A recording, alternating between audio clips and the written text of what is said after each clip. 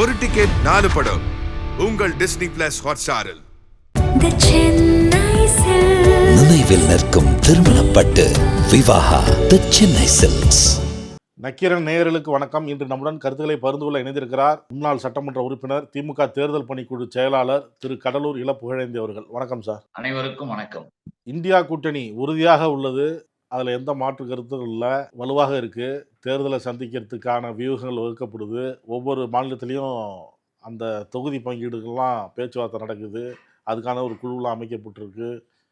ஏன்னா பல்வேறு கருத்துக்கள்லாம் வந்தது, முடிவுகள்லாம் இந்த மாதிரிலாம் எடுத்துருக்குறோம் அப்படின்னு. ஒவ்வொரு முறையும் இந்தியா கூட்டணி கூட்டம் முடியும் போது ஒவ்வொரு தகவலும் நாங்கள் உறுதியாக இருக்கிறோம், இன்னும் மேலும் பல கட்சிகள் வரும் அப்படிலாம் சொல்லப்பட்டது. இப்போ இந்தியா கூட்டணி முதல் கூட்டம் நடந்ததே பீகாரில் தான். நிதிஷ்குமார் ஏற்பாடு செய்யப்பட்டு அவர் தலைமையில் தான் நடந்தது. அவரே இந்தியா கூட்டணியில் ஒன்றும் பெரிய அளவுக்கு முன்னேற்றம் இல்லை அப்படின்ட்டு பாஜகவுக்கே போயிட்டார். பாஜகவுக்கு எதிர்த்து ஒரு அணி அமைக்கப்பட வேண்டும், அது வலுவாக இருக்க வேண்டும் அப்படிலாம் சொல்லி வந்த தலைவர்களில் ஒருவர் அவர். முதல் கூட்டமும் நடத்தியவர் அவர். அவரே பாஜக கூட்டணிக்கு போகிறேன் அப்படின்ட்டு போயிட்டார். உரிய மரியாதை அளிக்கப்படவில்லை இந்தியா கூட்டணியில், அதனால தான் அவர் இந்த முடிவெடுத்து போயிட்டாரு அப்படின்னும் தகவல்கள் வெளியாகுது. இதை நீங்க எப்படி பாக்குறீங்க? இதுல இருந்து நாம ஒண்ணு நல்லா தெளிவா தெரிஞ்சுக்கலாம். இந்திய கூட்டணி என்பதை பார்த்து பிஜேபி, பிஜேபி பாஜக பயந்து நடுங்குதுன்னு அர்த்தம். அது ஒவ்வொரு நாளும் ஒரு அரசியல் வேலையை பார்க்குது. எப்படியாவது இந்திய கூட்டணியின் ஒற்றுமையை உடைக்கணும், சிதைக்கணும், யாராவது எங்காவது ஏதாவது பேசிட்டு அதை பெருசாக்கணும். ஒரு மாநிலத்திலும் ஒரு அரசியல் இருக்கும். அந்த அரசியலுக்கு ஏற்ப அங்கங்கு நடக்கக்கூடிய அரசியல் விவாதங்களை பெருசாக்கி விடணும். விட்டுட்டு இந்தியா கூட்டணி போயிடுச்சு, அது இன்னும் நாடாளுமன்ற தேர்தல் அறிவிப்பு அதுக்கு இதெல்லாம் ஒன்றும் வரல, நல்லா தெரிஞ்சுக்கணும்.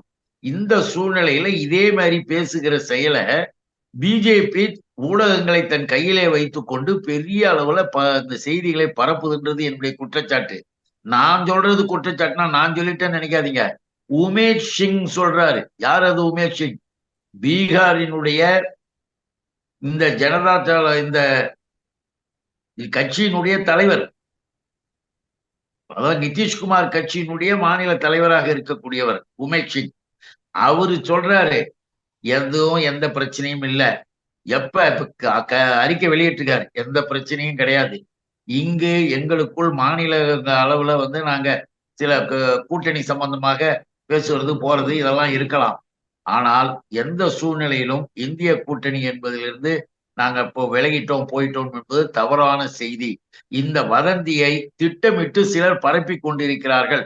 அது பரப்பப்பட்டதால் எல்லா இடத்திலையும் இப்ப பேசப்படுது அப்படின்னு சொல்றது யார் தெரியுங்களா?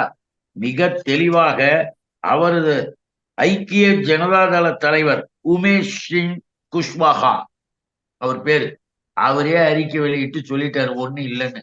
நிதிஷ்குமார் கட்சியினுடைய மாநில தலைவர் அதுல போய் இவனுங்க பண்ணிக்கிட்டு இருக்கானுங்கன்னா என்ன அர்த்தம்? நல்லா தெரிஞ்சுங்க. நான் சொன்னது இந்திய கூட்டணினாலே பயம் வந்துச்சுன்னு எதுக்கு சொன்னேன்னா, ஒரு கூட்டம் முடிஞ்ச பிறகும் பிஜேபியினுடைய நடவடிக்கை பார்த்தீங்கன்னா வித்தியாசமா இருக்கும். இப்ப பீகார் நடந்த கூட்டமோ அல்லது இந்த நம்முடைய இந்திய கூட்டணியினுடைய கூட்டங்கள், எங்களுடைய தலைவர் தமிழக முதல்வர் தலைவர் தளபதி அவர்கள் தலைமையிலேயே கூட்டங்கள் நடத்தப்படுகிற இந்த நிலையில் ஏன் அந்த பயம் வருதுன்னு நான் சொல்ல வரேன்னா வேற ஒண்ணும் கிடையாது. அதுக்கு உதாரணமா எங்க தலைவர் நேத்து கூட பேசினார். இந்திய கூட்டணியின் ஒற்றுமையை பார்த்து ஏன் பயப்படுற? நீ பயப்படுறன்னு எங்களுக்கு தெரியுது. என்ன? சண்டிகர்ல மேயர் தேர்தல், மாநகராட்சி மேயர் தேர்தல்ல பிஜேபி 14, இவங்க 13, காங்கிரஸ் ஒரு 7. ஆக பத்திரிகைகள் ஊடகங்கள்லாம் என்ன எழுதிச்சுன்னா, நிச்சயமாக இந்த தேர்தலிலே பிஜேபி கூட்டணி தோல்வி அடைய போகிறது, கார்பரேஷன் மேயராக இந்திய கூட்டணி வெற்றி அடைய போகிறதுன்னு பத்திரிகையில் எழுத, இந்திய கூட்டணியினுடைய முதல் வெற்றி செய்தியாக இந்தியாவில் சண்டிகரினுடைய மாநகராட்சி தேர்தல் அமைன்னு ஒரு பத்திரிகை எழுதிட்டாங்க. என்ன பண்ணான்னு தெரியுங்களா? என்ன ரீசன், என்ன காரணமே சரியா சொல்லாம தேர்தலை ரத்து பண்ணிட்டாங்க. சண்டிகர் கார்பரேஷன் தேர்தலை ரத்து பண்ணிட்டாங்க. அப்ப ரத்து பண்ணிட்ட பிறகு எல்லா கட்சியும் எதிர்த்து குரல் கொடுக்குது. என்ன உனக்கு என்ன ஒரு கார்ப்பரேஷன் தேர்தல்ல ஒரு மேயரே இந்திய கூட்டணி வெற்றி பெறதை உன்னால தாங்க முடியலன்னா, இந்திய துணைக்கண்டம் முழுவதும் வெற்றி பெறுகிற ஒரு நிலையில் இருக்கும்போது, நிதிஷ் மாரி இருக்கிறவங்கள, இன்னும் மற்ற தலைவர்களை எல்லாம் போயி, அவங்க அவங்களுடைய வேலைகளை பார்த்துக்கிட்டு இருந்தாலும், தூண்டி விட்டு ஏதாவது குழப்பத்த உண்டாக்கலாமான்னு சில வேலைகளை பிஜேபி செய்து கொண்டிருக்கிறதே தவிர, வேறு எதுவும் கிடையாது. இந்திய கூட்டணி வலுவாக இருக்கிறது. இப்ப இல்ல நிதிஷ்குமார் அந்த மாதிரி முடிவு எடுக்கலையா? இல்ல. இல்ல இப்ப ஆங்கில பத்திரிகையில இருந்து எல்லாமே வரக்கூடிய தகவல்கள், செய்திகள் எல்லாமே யூகமா இல்ல வதந்தியா? யூகம் இல்ல. வதந்தி. வதந்தின்னா யார் சொல்லி விடுறது? முக்கியமான இடத்திலிருந்து வரக்கூடிய தகவலாக வதந்தி. அப்படின்னா அவரு ஒரு பிரஸ் மீட் வைக்கலாமே யாரு? நிதிஷ்குமார். நிதிஷ்குமார் இப்ப பிரஸ் மீட் வச்சா வேணும்னே அவர்கிட்ட கேட்பாங்க, போவாங்க, கேள்வி கேட்டு அவர் இதை சொல்லாது எதையாவது ஒண்ணு எழுதும். இப்ப அவர் எதுவும் கிடையாது. அவருடைய கட்சி தலைவரை விட்டு அறிக்கை வெளியிட்டார். எந்த பிரச்சனையும் கிடையாது. நாங்க கரெக்டா சரியா இருந்துகிட்டு இருக்கிறோம். வதந்திகளை யாரும் ஏற்காதீர்கள், நம்பாதீர்கள் அப்படின்னு பீகார்ல அவர் கட்சி தலைவர் சொல்லிட்ட பிறகு அப்புறம் என்ன இது?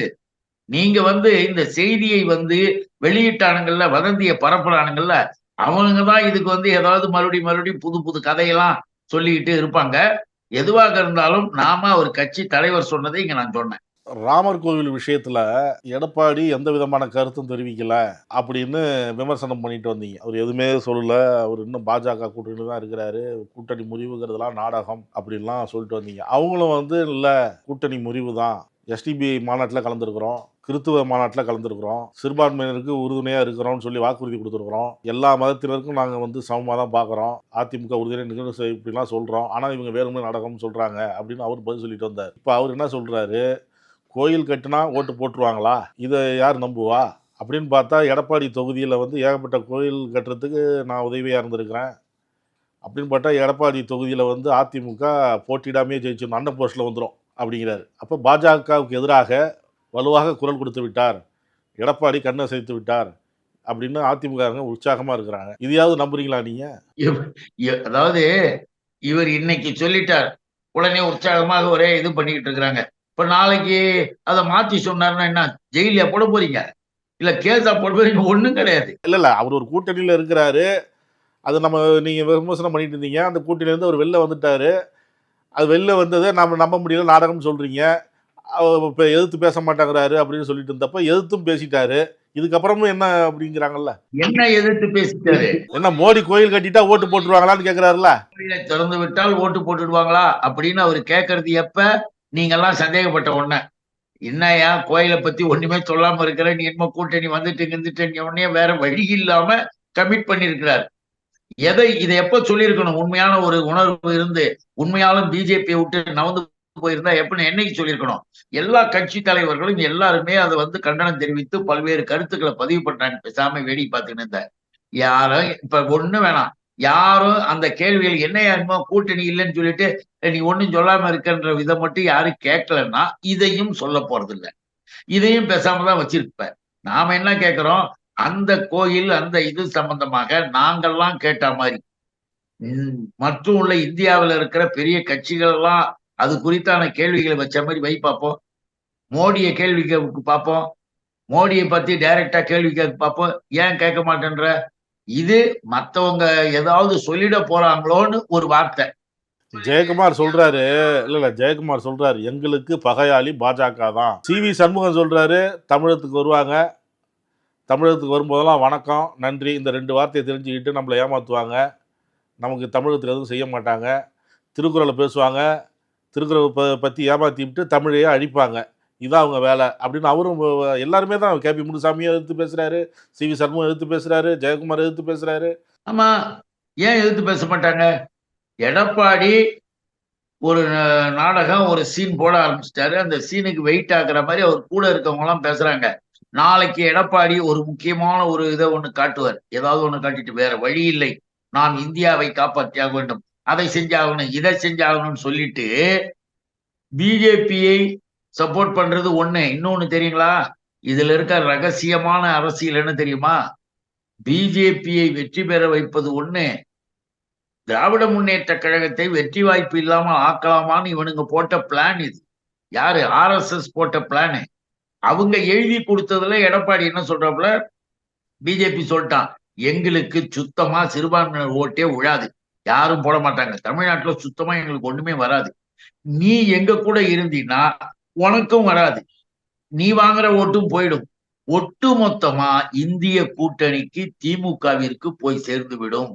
அப்ப போய் சேர்ந்துச்சுன்னா நம்ம ஜீரோவுல போயிடும். பேசாம ஒண்ணு செய், எலெக்ஷன் முடிஞ்ச பிறகு ராஜ்யசபா கொடுத்துக்கலாம், உனக்கு அதை கொடுத்துக்கலாம், இதை கொடுத்துக்கலாம், நாம டாப்புக்கு வந்துக்கலாம். ஆனா இந்த நேரத்துல தமிழ்நாட்டுல திமுகவை இந்திய கூட்டணியை பலவீனப்படுத்தணும்னா எங்களை விட்டு நீ தள்ளி போ. எங்களை விட்டு தள்ளி போனீனாதான் தமிழ்நாட்டுல உனக்குன்னு இருக்கிற ஓட்டாவது இழுத்துக்கணும் போலாம். நீ சிறுபான்மையினர் ஓட்டை பிரிக்கலாம் அப்படின்னு அவன் போட்ட பிளானின் அடிப்படையில அந்த அரசியல் சதியின் மூலமாகத்தான் இந்த மத கூட்டத்துக்கு போன, அந்த மத கூட்டத்துக்கு போன. புரியுதா? இப்ப யார் உன்னை கேட்டா நீ எந்த மத கூட்டத்துக்கு போன, எந்த சமய கூட்டத்துக்கு போனேன்னு தானாவே சொல்றது, தன்னை அறியாமலே நான் இந்த மதத்துக்கு போனேன், அந்த மதத்துக்கு போனேன். இந்த மதங்களுக்கு போறேன்னு சொல்லி மத பிரச்சனைகள் எல்லாம் பேசி திமுகவிற்கு ஒட்டுமொத்த ஓட்டு போயிடும். அதை பிரின்னு பிஜேபி போட்ட அந்த பிளான, அந்த திட்டத்தை நிறைவேற்றுவதற்குத்தான் எடப்பாடியும் எடப்பாடி கூட்டமும் இப்ப பேசிக்கிட்டு இருக்கு. இவர்களுடைய நோக்கம் பிஜேபி வெற்றி பெறணும்ன்றதுக்காக. அப்ப மறைமுக கூட்டணின்னு பேரு இது. இந்த இந்தியா கூட்டணியை பத்தி முதல்ல பேசுனீங்கல்ல, இப்ப அதை பத்தி எடப்பாடி பழனிசாமி பேசும்போது இன்னும் பொறுத்திருந்து பார்ப்போம், இந்தியா கூட்டணியில் இன்னும் என்னென்ன கட்சி வெளியில் வருதுன்னு பொறுத்திருந்து பார்ப்போம். எடப்பாடி பழனிசாமி மட்டுமல்ல, பொதுவாகவே அந்த இந்தியா கூட்டணிக்கு எதிரான கட்சியில் எல்லாமே இப்போ அதை மாதிரி தான் சொல்லிட்டு வராங்க. ஆமா, நான் தான் சொல்லிட்டேன் உங்களுக்கு. எப்பயுமே தேர்தல், ஒரு பொது அமைப்பு, ஒரு கூட்டணிலாம் அமையும் பொழுது அந்த கூட்டணிக்கு எதிர்ப்பாக இருப்பவர்கள் அதை எப்படி பலவீனப்படுத்துவது, எப்படி பிரிப்பது, ஏதாவது சின்ன விஷயம் கிடைக்குமா, ஏதாவது ஒண்ணு தூண்டி விடலாமா, பெருசாக்கி உடைக்கலாமா அப்படின்றத பார்த்துக்கிட்டு ஒரு குரூப்பு, ரகசியமாக இன்னும் சில பிரச்சனைகளை உருவாக்கி அதை உடைக்கிறதுக்கு வேலை செய்யலாமான்னு செய்யறதுக்கு ஒரு குரூப்பு. இப்ப எடப்பாடி போன்றவர்கள் பிஜேபியில இல்லை. நீ பிஜேபியில இல்ல, பிஜேபி விட்டு கூட்டணி விட்டு வந்துட்டேன்னு சொல்லிவிட்டு இந்த இந்திய கூட்டணி உடையதா உடையலையான்னு உட்காந்து நீ கேட்டுக்கிட்டு இருக்கன்னா என்ன அர்த்தம்? இதுக்கு என்ன அர்த்தம் சொல்லுங்க. இந்த ரகசியம் வெளியே வருது இல்ல, நீ போட்ட வேஷத்தை நீயே கலைச்சிக்கிற. அப்போ இந்திய கூட்டணியில இருந்து வந்துருவாங்களாம். இவங்க வந்துட்டாங்க, அவங்க வந்துட்டாங்க. நீ இவருக்கு என்ன கூட்டணி? நீ எந்த கூட்டணியில இருக்க? உனக்கு என்ன இப்ப இது? இந்த கேள்வி. இவர் தலைமையில ஒரு கூட்டணி அமைப்பாரு, அதிமுக தலைமையில ஒரு கூட்டணி அமைப்பாரு. எங்க நிதிஷ்குமார்ட்ட போய் வச்சுட்டு வருவாரா? எந்த கூட்டணி? இந்திய கூட்டணி என்பது இந்திய துணைக்கண்டம் முழுவதும். நீங்க இது சட்டமன்ற தேர்தல் அல்ல, நாடாளுமன்ற தேர்தல். இந்த நாடாளுமன்ற தேர்தல் என்ற பார்வையைத்தான் நம்ம பார்க்கணும். இவரு இங்க உட்காந்துக்கிட்டு ஒரு வேலையை பார்த்துக்கிட்டு உடனே அங்க இதாச்சு இங்க இதாச்சுன்னு சொல்றதெல்லாம் சும்மா ஒரு நாடக காட்சியில அது ஒரு டயலாக். சேலம் திமுக மாநாடு பத்தி விமர்சிச்சிருக்கிறார். திமுக இளைஞர் மாநாடு குடும்ப வாரிசாக இன்ப நிதியும் உட்கார வச்சிருக்கிறாங்க. தமிழ்நாட்டில் மன்னராட்சியை கொண்டு வருகின்றனர். ஜனநாயக நாட்டில் திமுக சர்வாதிகார ஆட்சியை நடத்துகிறது. மக்களுக்கான ஆட்சி தமிழ்நாட்டில் நடக்கவில்லை. நான் கேட்கறது என்னன்னா, எங்க குடும்பம், எங்க வாழ்க்கை, எங்க நிலை, நாங்க எங்க முடிவு, யார் எங்களுக்கு வரணும், யார் எங்க உட்கார வைக்கணும், எது செய்யணும், நாங்க மக்களுடைய பார்வையில மக்களுக்கு தொண்டாற்றக்கூடியவர் இந்த கட்சியில இருக்காங்களா, மக்கள் பிரச்சனைகளை பேசுகிற ஆற்றல் உடையவர்கள் கட்சியில இருக்காங்களா, இந்த கட்சியை தொடர்ந்து நடத்த போறாங்களா, நடத்துறவங்க இருக்காங்களா, இதுதான் மக்கள் பார்வை. அது அவரு ஒண்ணு தெரியுமா? அப்பா ஒரு கட்சியில மாமன் ஒரு கட்சியில இருக்கணும்னு நீ நினைக்கிற, மகன் ஒரு கட்சியில பேரன் ஒரு கட்சியில இருக்கணும்னு நீ நினைக்கிற. ஏன் அப்பாவுடைய கட்சியில மகன் இருக்கக்கூடாது, மகனுடைய கட்சியில பேரன் இருக்கக்கூடாது, குடும்பம் இருக்கக்கூடாதா? உன் கட்சியில வேணா அப்படி இருக்கலாம், ஆனா எங்க கட்சி அப்படி இல்லை. இயக்கம் இது திராவிட இயக்கம். அதனாலதான் 70 ஆண்டுகளை கடந்துட்டோம். கொஞ்ச நஞ்சம் கிடையாது. இவனுங்களை மாதிரி இந்த அரசியல் வேடிக்கை கிடையாது. இது ஒரு இயக்கம். அதனாலதான் இளைஞரணி செயலாளர், நான் அடிக்கடி சொல்றது, மானமிகு இளைஞரணி செயலாளர், மாண்புமிகு அமைச்சர் தம்பி உதயநிதி ஸ்டாலின். மானமிகு இளைஞரணின்றது எதுக்கு சொன்னோம்னா, உதயாட்ட கேட்கும்போது சொன்னார், அழகா சொன்னார். இப்ப என்ன, இப்ப வாரிசு தான். இப்ப யாரு இல்லைன்னா, நாங்கள் தந்தை பெரியாரின் கொள்கை வாரிசு. கொள்கை வாரிசுகள் நாங்க. தந்தை பெரியாரின் கொள்கை வாரிசு. வாரிசுனா கூடாது, வாரிசுனா அவர் இங்க உட்கார்ந்தாரு. இந்த சேர்ல அவர் உட்கார்ந்ததை இன்னைக்கு தமிழ்நாடு முழுதும் நீதான் சொல்லிட்டு இருக்க. உனக்கு அதான் இப்ப வேலை. இன்பா வந்துட்டாரா, அவர் எங்க இருந்தாரு, இவர் எங்க போய் உட்கார்ந்தாரு, இதே வேலையா நீங்க சுத்திக்கிட்டு இருக்கிறது எங்களுக்கு தெரியுது. ஆனா எங்க தலைவர், எங்க தலைமை, எங்களுடைய இயக்கம், எங்களுடைய பணி என்பதில் எந்த சுணக்கமும் கிடையாது. அது கடமை தவறாமல் போயிட்டே இருக்கு. இயக்கத்தை நடத்துறது நாங்க. மக்களுக்காக நாங்க எங்க இயக்கத்தை நடத்துறது எப்படின்னு எங்களுக்கு தெரியும். நீ ஒண்ணும் கஷ்டப்படலாம். அப்போ இப்பவே பயப்படுற. தம்பி உதயநிதி ஸ்டாலினை பார்த்து ஏன் இப்ப நடுங்குற? இப்ப என்ன உனக்கு பயம் வந்துடுச்சு? நீ என்னத்துக்கு போய் இவரா அவரான்ற கேள்வி எல்லாம் கேட்கிற வெளியில உட்காந்துக்கிட்டு? ஆக இதுல இருந்து ஒண்ணு உங்களுக்கு புரியணும்னா, திராவிட முன்னேற்ற கழகம் என்ற ஒரு மாபெரும் இயக்கத்தை, மக்கள் சக்தி உள்ள கொள்கை இயக்கத்தை இந்த நபர்கள் சுத்தி சுத்தி பார்த்துக்கிட்டு இதை தொடு அதை தொடுன்னு வேற ஒண்ணுமே சொல்ல தெரியலன்னு அர்த்தம். கட்சி மீது குற்றமும் சொல்லல, கொள்கை மீது குற்றமும் சொல்லல, நடவடிக்கை மீது ஒண்ணும் இல்ல. ஆக பாத்தீங்களா வாரிசு, என்ன இப்ப அதனால உனக்கு ஆகப்போகுது? அதனால இதெல்லாம் தேவையில்லாதது, பிரச்சனைகளை உருவாக்குறதுக்கு முயற்சி செய்வது, அவ்வளவுதான். அதுக்கு ஒரே பதில், கொள்கை வாரிசுகள் நாங்கள். சிறந்த சூட்டோட சூடா உத்தரப்பிரதேசத்தில் தேர்தல் பிரச்சாரத்தை தொடங்கிவிட்டார் நரேந்திர மோடி அவர்கள். மொத்தம் தேர்தலுக்குள்ள 140 இடங்கள் அவர் கலந்து கொண்டு, அது பேரணியோ பொதுக்கூட்டமோ 140 இடங்கள் திட்டமிட்டிருக்கிறார். மிக வேகமாக தேர்தல் வியூகங்கள் அமைக்கப்பட்டு அதுக்கான பணிகள் அங்கே நடக்குது அப்படின்னு சொல்கிறாங்க. இங்கே இந்தியா கூட்டணியில் தொகுதி பங்கீடு என்ன முடியல, இந்த மாதிரி பிரச்சனைகள்லாம் இருக்குது. அது அவங்க வியூகத்தை எப்படி பார்க்குறீங்க? எப்படி எதிர்கொள்ள போறீங்க? இந்த மோடி என்கோ செய்யறது ஒண்ணு, மோடி என்கோ செய்யற வேலை ஒண்ணு. மோடியை காட்டினோம்னா நம்மளுக்கு இந்த தடவை ஓட்டு விழுமா விழாதான்ற கேள்விக்குறியெல்லாம் வந்துடுச்சு. அதனுடைய விளைவு ஆர்எஸ்எஸ் முடிவில் தான் இருக்குது. மோடியை பார்த்தா ஏன் ஓட்டு விடாதுன்னு நீங்க சொல்ல வரீங்க? என்ன காரணம்? அதாவது இப்ப அவர் தான் 10 ஆண்டுகள் நல்லது செஞ்சிருக்கிறாங்கன்னு அவங்களும் ஒரு பட்டியலை விடுறாங்கல்ல. ஆமாமா, அதுல ஒண்ணும் இப்ப அவர் நான் நல்லது செய்யலைன்னு அவரா சொல்லுவாரு? உலகம் பார்த்துக்கிட்டு இருக்குது. இந்திய துணைக்கண்டத்தை கார்பரேட் கம்பெனிகளுக்கு விற்கிற வேலையே மோடி தான் செஞ்சிருக்காரு. ராமர் கோயில் விஷயத்துல நீங்க ராமர் கோயில் அரசியலாக்குன்னு நீங்க சொல்றீங்க. அடடா, ராமருக்கு கோயில் கட்டிட்டாரு, நாம நினைச்ச நம்ம ராமருக்கு கோயில் கட்டிட்டாரு, இவர் நல்லவரு, நம்ம பிரதமர் அப்படின்னு அவங்க நினைக்க மாட்டாங்களா? அந்த மக்கள் நினைக்க மாட்டாங்க. அதே அயோத்தியில இன்னும் 20 ராமர் கோயில் இருக்கு. ராமர் கோயில்கள் நிறைய இருக்கு அந்த பகுதிகள் எல்லாம். இவங்க கட்டிய ராமர் கோயில் என்பது பாரதிய ஜனதா கட்சியினுடைய கோயில் மாதிரி இவங்க காட்டினதும் மக்களுக்கு தெரிஞ்சு போச்சு. இன்னும் கூட ஒரு வேடிக்கை கேட்டீங்கன்னா, உலகம் முழுவதும் ராமர் கோயில் கட்டுறன்னு சொல்லி 3500 கோடிக்கு மேல வசூல் பண்ணிட்டு 900 கோடிக்கு மட்டும் 1000 கோடிக்கு மட்டும் இங்க வேஷத்தை காட்டினதையும் அங்க பரப்பிட்டாங்க. எதிர்கட்சி இந்திய கூட்டணி வலுவாக இருந்து பிரச்சாரங்கள் நடத்திக்கிட்டு இருக்காங்க. இனிமேல் இவர்கள் ராமனை காட்டிலாம் அங்க இருக்கிற மக்களையும் ஏமாத்த முடியாதுன்றது சேர்ந்துடுச்சு. அந்த ராமர் கோயில் விவகாரத்தையும் ஃபைனலா முடிக்கும் போது பக்கத்துல யோகியை கொண்டாந்து நிறுத்திட்டானுங்க. யோகி ஆதித்யாவை கொண்டாந்து நிறுத்திட்டானுங்க. அது யூபியில ஏற்கனவே 10,000 பேரை என்கவுண்டர் செஞ்ச ஆளு. என்கவுண்டரே 10,000 பேர். 3000 வீடுகளை இடித்து தரமட்டமாக்கின ஆளு மிஸ்டர் யோகி பண்டாரா, அந்த ஆதித்யா. அது 100% ஆர்எஸ்எஸ். மோடி ஆர்எஸ்எஸ்க்கு அவ்வளவு பொருத்தமா வரல, இன்னும் அவங்களுடைய இதை செய்யணும்னு சொல்லிட்டு யோகியை இப்ப கொண்டு வருவதாக ஒரு தகவல் இருக்கு. நீங்க வேணா பாருங்க. எப்பயுமே நல்ல கலகலப்பா சிரிச்சுக்கிட்டு வரக்கூடிய நரேந்திர மோடி இந்த ராமன் கோயிலுக்கு பிறகு முகமெல்லாம் அப்படியே இறுகி போய் அவருடைய வேஷமெல்லாம் கூட சிரிப்பே இல்லாம உட்கார்ந்துட்டு இருக்கிறது இப்ப எல்லாரும் எழுதுறாங்க, எல்லாரும் பேசுறாங்க. இதையெல்லாம் சொல்வதற்கு காரணமே, மோடி இப்ப வருஷத்துக்கு எவ்வளவு பேருக்கு வேலை கொடுக்குறேன்னாரு? 2 கோடி பேருக்கு வேலை கொடுக்குறேன்னாரு. சுத்தமா வேலை வாய்ப்புகள் எல்லாம் எதுவும் இல்லாம இன்னும் ஒன்றிய அரசாங்கத்துல, யூனியன் கவர்மெண்ட்ல 60 லட்சம் வேக்கன்சி இருக்கு பெண்டிங். அதுல கூட ஆட்களை எடுக்கல மிஸ்டர் நரேந்திர மோடி. ஆனா 2 கோடி பேருக்கு வேலை கொடுப்பேன். ஒருத்தருடைய பேங்க்லயும் 5 லட்சம் ரூபா உழுந்துரும் உங்க எல்லாருடைய பேங்க்லயும் சொல்லி ஓட்டு கட்டு ஏமாத்தினது மோடி. அதுவும் எல்லாம் வந்துடுச்சு. அப்போ சொன்னது எதையுமே நீ செய்யலன்னு சொல்லி நாளைக்கு பிரச்சாரம் இருக்கு. இந்த பிரச்சாரம் என்பது சாதாரண மக்களை ஏமாற்றுவதற்கு மோடி பயன்படுத்திய இந்த வேலையெல்லாம் இப்ப வெளிப்படையா ஆயிப்போச்சு. இனிமேலும் மோடி ராமனை காட்டிக்கிட்டு வேஷம் போட்டுக்கிட்டுலாம் ஏமாத்த முடியாது. காரணம், அந்த கட்சி உள்ளே 1000 கேள்விகளையும் கொண்டு வந்துட்டாங்க. அதுக்காக தான் சொல்றோம், ஆர்எஸ்எஸ் காரர்கள் இப்ப மோடியை போடலாமா யோகியை வைக்கலாமா அப்படின்னு ஒரு பிளானிங்ல இருக்கிற மாதிரி ஒரு தகவல் கொண்டிருக்கிறது. வேற ஒண்ணும் இல்லை. இப்ப கோயில் உள்ள போயிட்டு நான் அதை செஞ்சேன் இதை செஞ்சேன்னு அந்த கோயில்ல நல்லா நினைச்சு பார்க்கணும். நரேந்திர மோடியினுடைய இரட்டை பிறவி போல இருந்த அமித்ஷா எங்க? அமித்ஷா எப்படி வராம இருக்கலாம்?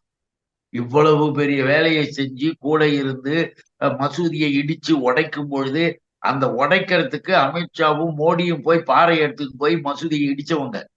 இடிச்சு சாவறதையும் பார்த்துட்டு ஜெய் பாரத் பாரத் மாதாக்கு ஜெய் போட்டது 2 பேரும் தான், அமித்ஷாவும் மோடியும் தான். அவ்வளவு நல்லவங்க.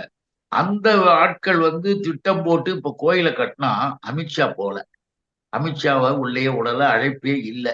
ஏன்? சரி, இவ்வளவு விஐபிக்கள் வரணும்னு சொன்னீங்க, அப்ப நீங்க என்ன சதி திட்டம் போட்டிருக்கிறீங்க? ஏன் இவரு அத்வானி எங்க போனாரு? ஏன் அவருடைய கதை என்னாச்சு? ஏன் அவரையும் நீங்க வெளியில நிக்க வச்சுட்டீங்க, உள்ள கூப்பிடல? வயோதிகம் காரணமா அந்த நிகழ்ச்சியில கலந்துக்க முடியல. அதான் இப்ப வயோதிகத்தை காரணமாக காட்டி அவரை விட்டுட்டு அமித்ஷாவுக்கு எந்த யோகத்தை காட்டுவார்?